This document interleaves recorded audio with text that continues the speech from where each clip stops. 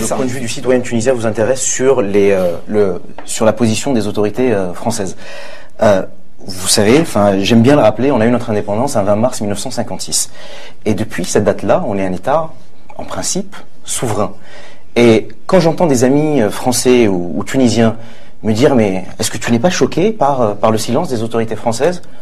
Je dis non, puisque en quelle qualité les autorités françaises se prononceraient sur la Tunisie?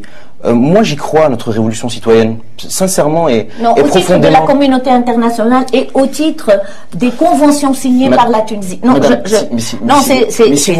il y a un aspect sur lequel moi j'insiste. Je comprends très bien que la Tunisie est souveraine et qu'elle ne demande pas. Et les Tunisiens l'ont prouvé qu'ils sont très capables de faire leur propre révolution sans l'assistance de la France. Et des médias français, comme vous disiez.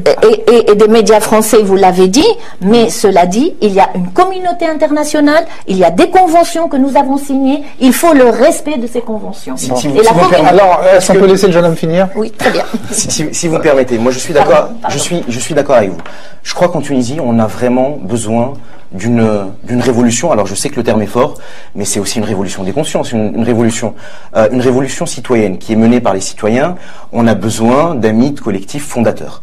Et pour avoir si vous voulez, cette fondation d'une nouvelle République tunisienne, je crois qu'on a réussi à organiser nos propres émeutes, nos propres manifestations, notre propre couverture médiatique.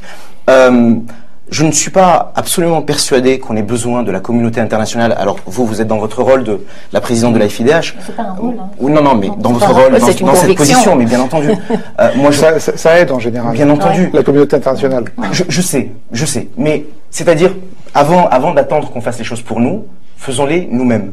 Et puis, pour vous répondre sur la question de l'armée, il y a eu un moment où beaucoup de Tunisiens ont appelé l'armée à prendre le pouvoir pour le peuple.